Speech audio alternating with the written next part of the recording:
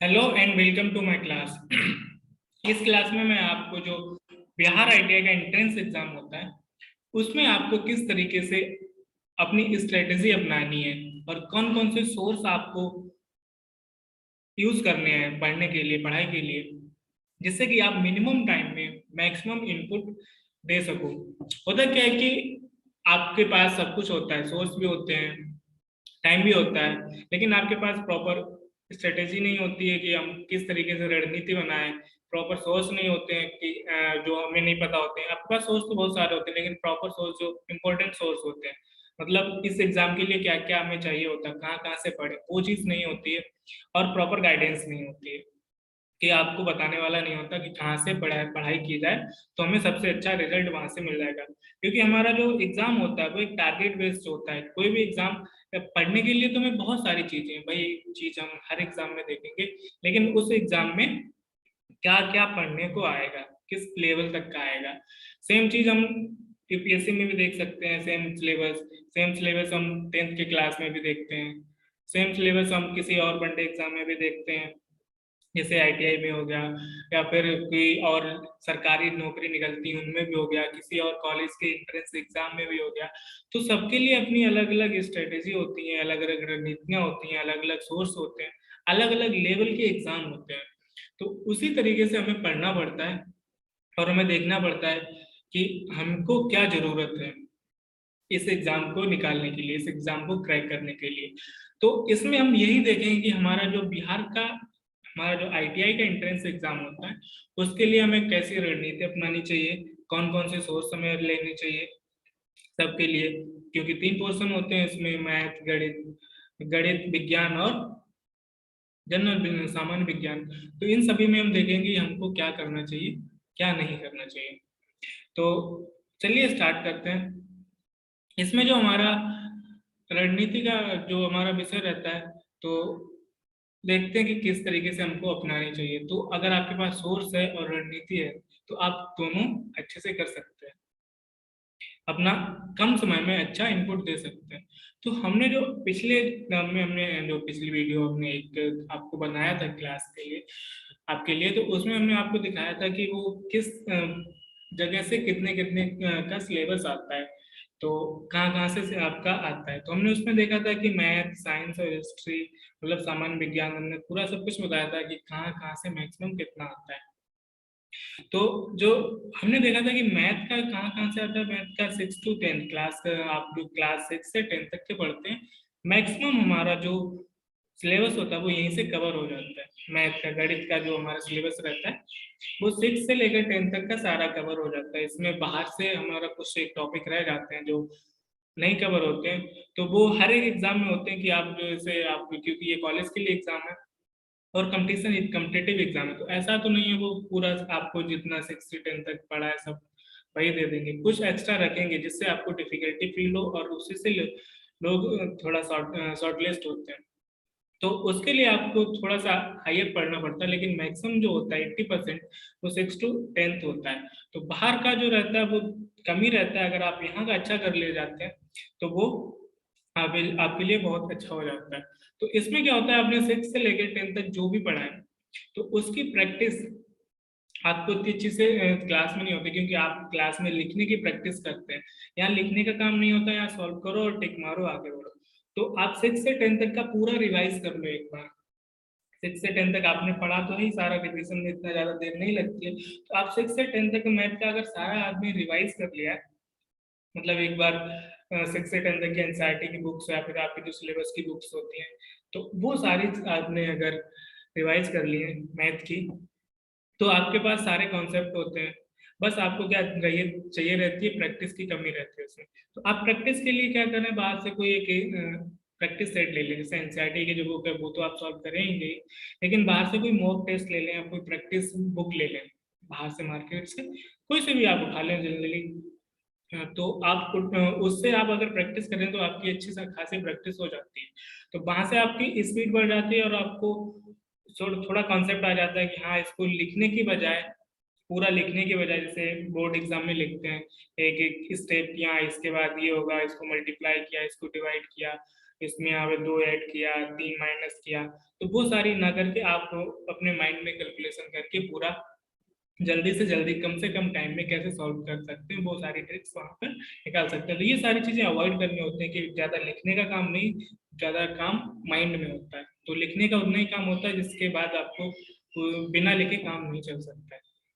तो ये तो थी 10th की मैथ की बात, गणित की बात, आप कैसे इसकी तैयारी करेंगे और कहाँ से करेंगे। तो आपके पास सारे कॉन्सेप्ट रहते हैं, लेकिन आपको प्रैक्टिस की कमी रहती है। तो आप प्रैक्टिस बाहर से कोई एग्जाम, कोई भी बुक उठाओ, कोई भी आपको मॉक टेस्ट की या फिर कोई प्रैक्टिस बुक उठा लो। मॉक टेस्ट तो आपको देना ही रहता है कि लास्ट में कम से कम 20 से 25 मॉक टेस्ट आप दो, उनको एनालिसिस करो, कहाँ गलती रहेगी मॉक टेस्ट दो, उसके बाद एनालिसिस करो। तो वो एक अच्छी चीज होती है, लेकिन यहाँ से प्रैक्टिस भी बहुत जरूरी हो जाता है। अगर आपकी प्रैक्टिस नहीं है तो मॉक दिए कोई फायदा नहीं होता है। अब आ जाते हैं साइंस में। साइंस में क्या होता है, विज्ञान में, कि जो मैक्सिमम जो सिलेबस हमारा आता है वो 9 से 10 तक का रहता है। मतलब 9 से 10 तक का ऐसे समझ लो आप, 50% सिलेबस 9 से 10 तक का रहता है, 50 से 60% जो, सॉरी, 9 से 10 तक का जो सिलेबस रहता है वो 70% तक रहता है। मैं दूसरे सोच रहा था। तो 9 से 10 तक का जो सिलेबस रहता है वो 70% का सिलेबस रहता है हमारा विज्ञान में। और ऐसा इसका मतलब ये नहीं कि जो 70%, जो 30% बचा है वो बाहर से आता है। तो ये साइंस का रहता है वो 6 to 8, वो 30% सिलेबस रहता है एनसीईआरटी का। तो अगर 9 से 10 तक आपकी जो विज्ञान की बुक है आपने वो अच्छे से पढ़ी है, तो उसमें आपका जो मैक्सिमम सिलेबस है विज्ञान का, जो सिलेबस है आपको, आप कहाँ से तैयारी करेंगे, तो पूरे कॉन्सेप्ट वहीं से रिवाइज हो जाते हैं। कहीं बाहर से जाने की तैयारी नहीं रहती है आपको, तो कॉन्सेप्ट पढ़ने की या फिर कुछ और चीजें पढ़ने की जरूरत नहीं रहती है। हाँ, इसमें भी ऐसा रहता है कि थोड़ी चीजें बाहर की पूछ ली जाती है, लेकिन मैथ जो गणित रहता है उसमें थोड़ी ज्यादा रहती है, इसमें थोड़ी काफी कम चीजें रहती हैं जो बाहर से पूछी जाए। तो 6 to 8 30% का रहता है रेशियो, 70 to 30 का रेशियो रहता है हमारा 9 to 10 और 6 to 8। तो मैक्सिमम आपको फोकस इसमें करना है 9th और 10th की बुक्स पे, एनसीईआरटी की बुक्स पे। अगर ये आपने अच्छे से कर ली है तो आपका सिलेबस, आपका जो रिजल्ट है बहुत ही अच्छे से ऊपर जाने वाला है, क्योंकि इसमें मैक्सिमम कॉन्सेप्ट आपके कवर हो जाते हैं। और जो कॉन्सेप्ट होते हैं, सिर्फ आपको यहाँ पे कॉन्सेप्ट मिलते हैं, आपको रिवीजन तो यहाँ पे रिवीजन कर सकते हो, इसके बाद प्रैक्टिस आप यहाँ पे कर भी नहीं सकते हो। लेकिन प्रैक्टिस इसमें किसकी करनी होती है, न्यूमेरिकल्स की। इसमें कॉन्सेप्ट भी आ जाते हैं और न्यूमेरिकल्स पे भी क्वेश्चन आते हैं। तो आप न्यूमेरिकल की प्रैक्टिस के लिए भी बाहर से बुक ले लो, और इसके लिए सबसे अच्छा आपके लिए रहता है कि आप एक मॉक टेस्ट की बुक ले लो और उसको प्रैक्टिस करो। 6 to 8 भी आपको पढ़ना है, लेकिन इस पे उतना उतना ज्यादा फोकस नहीं करना है साइंस के लिए, विज्ञान के लिए। तो मैथ और विज्ञान का जो रहता है वो ज्यादातर हमारा सिलेबस रहता है वो एनसीईआरटी से आता है। एनसीईआरटी में भी मैथ हमारा 6 से 10 तक रहता है ज्यादातर, तो पूरा सिलेबस आप उसी से देख सकते हो। लेकिन विज्ञान का जो 9th 10th से ज्यादातर रहता है 70%, और 6 to 8 30% रहता है। बाकी हिस्ट्री जो आपको रहती है वो 6 to 8 आपको पढ़नी रहती है, क्योंकि आप जब हिस्ट्री देखते हो 9 to 10 वो जनरली वर्ड हिस्ट्री रह जाती है एनसीईआरटी में।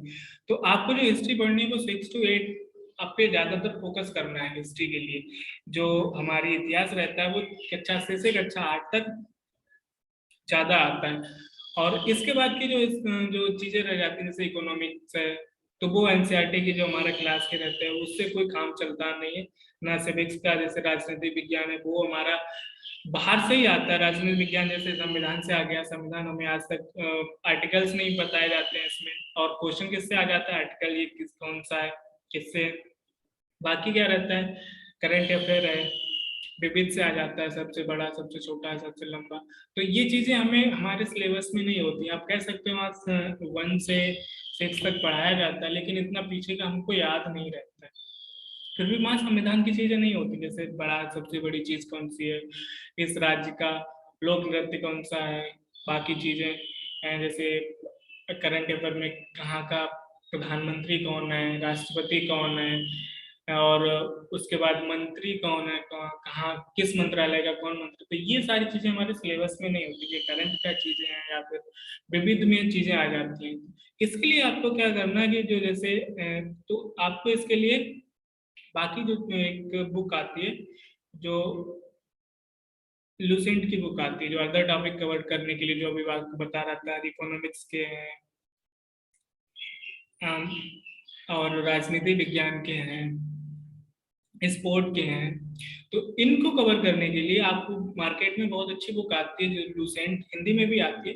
तो ज्यादा बड़ी बुक नहीं होती, इतनी मोटी बुक होती है, लंबी भी नहीं होती, और महंगी भी ज्यादा नहीं पड़ती। तो उस बुक को आप पढ़ सकते हो, वो एक बहुत अच्छी बुक मानी जाती है ऐसे एग्जाम्स के लिए, ITI, बिहार ITI हो गया, या फिर दूसरे जिनमें स्टैटिक जीके आती है। तो उनके लिए आपको क्या करना रहता है, वो बुक पढ़ लो। तो उसमें वो बाकी सारे टॉपिक्स लगभग उसमें कवर हो जाते हैं। इसकी सबसे बड़ा एडवांटेज ये है कि इसमें आपको विज्ञान मिल जाएगा, जीव विज्ञान मिल जाएगा, रसायन विज्ञान, विज्ञान की भी इसमें हमारे जो कॉन्सेप्ट होते हैं उनका रिवीजन भी इसमें हो जाता है। और वो भी कभी जीके में भी पूछ लिए जाते हैं, कभी विज्ञान में अलग से पूछ लिए जाते हैं। तो ये जो लुसेंट बुक है वो आपको विज्ञान और जो सामान्य विज्ञान है, इन दो चीजों के लिए बहुत अच्छी बुक है। तो आप लुसेंट लो और इसको पढ़ो। ये हर एक टॉपिक, इसमें कंप्यूटर भी होता है, बाकी स्पोर्ट का भी आ जाएगा, मंत्री भी आ जाएंगे अगर आपने रिसेंट की पब्लिकेशन लिया है। तो सारी चीजें हमारी लुसेंट में कवर हो जाती हैं।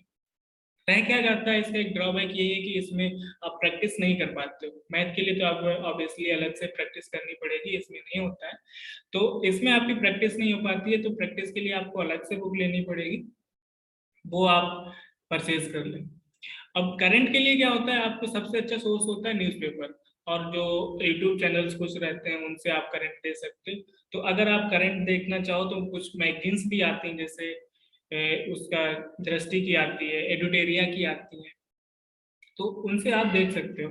लेकिन अगर आप न्यूज़पेपर डेली आपकी पढ़ने की हैबिट है, तो इन सब की जरूरत भी नहीं पड़ती, क्योंकि सारी चीजें हमारे दिमाग से सामने से डेली से गुजरती हैं।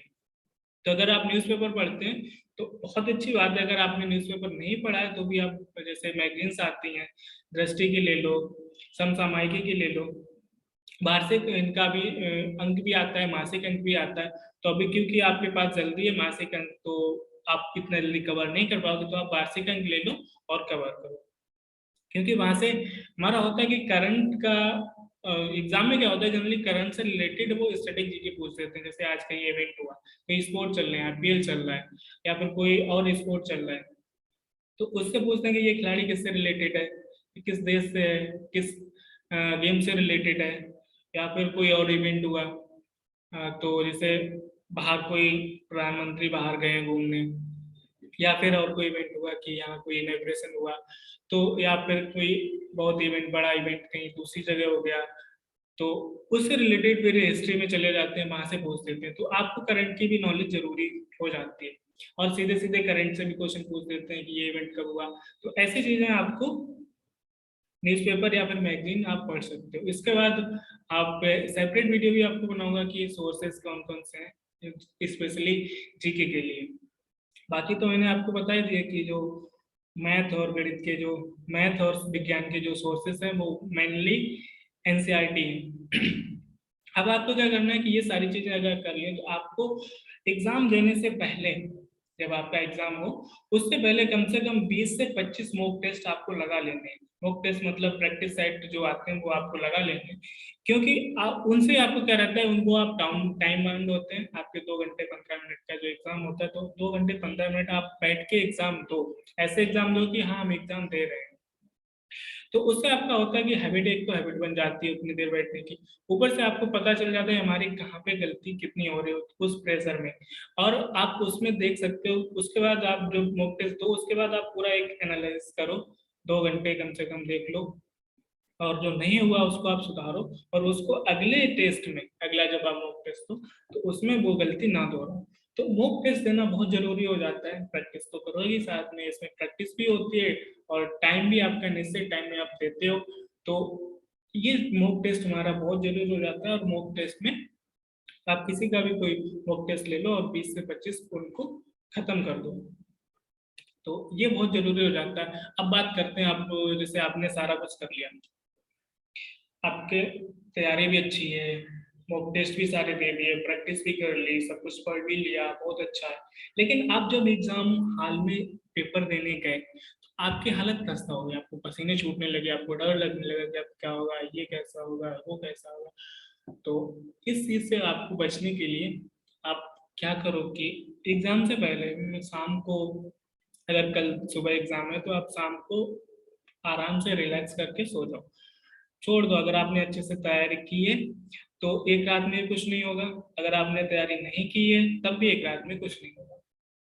इसका मतलब है कि आप एक रात में पूरी तैयारी भी नहीं कर सकते हो, अगर आपकी बहुत अच्छी तैयारी है तो आप एक रात में बहुत ज्यादा पीछे भी नहीं कर जाओगे। अब एक रात में अगर आप सोओगे नहीं तो बहुत पीछे हो जाओगे, क्योंकि आप एग्जाम हॉल में आपको नींद आएगी। तो अब करो क्या कि एक नाइट में उससे एक अच्छी नींद लो। अच्छी नींद लेने के बाद आप क्या करो कि सुबह उठ के आराम से फ्रेश होने के बाद एग्जाम हॉल में रिलैक्स और शांत होके एकदम से पहुंचो। आप थोड़ा सा हल्का फुल्का खाना खाओ और एग्जाम में आप एग्जाम सेंटर पे पहुंचो। एग्जाम सेंटर में जाने से पहले मैं आपको एडवाइस करूंगा कि आप कोई चॉकलेट ले लो। एग्जाम में जाने से 10 मिनट पहले, 10 या 15, जब एग्जाम हॉल में एंटर हो तो 10 या 15 मिनट पहले आप चॉकलेट ले लो और उसको खा लो। उससे होता है कि माइंड को हमारी एनर्जी मिल जाती है और माइंड अच्छे से काम करता है, और आपको थोड़ा जो घबराहट होती है उसमें भी थोड़ा सा कम हो जाता है। तो आप वो अगर ये सब कर लोगे तो एग्जाम हॉल में आप रिलैक्स और काम होके जाओगे, आपका अपने आप जो पेपर होगा वो अच्छे से होगा और आपका रिजल्ट अच्छा आएगा। तो इस क्लास में इतना ही, मिलते हैं किसी और क्लास में, तब तक के लिए धन्यवाद।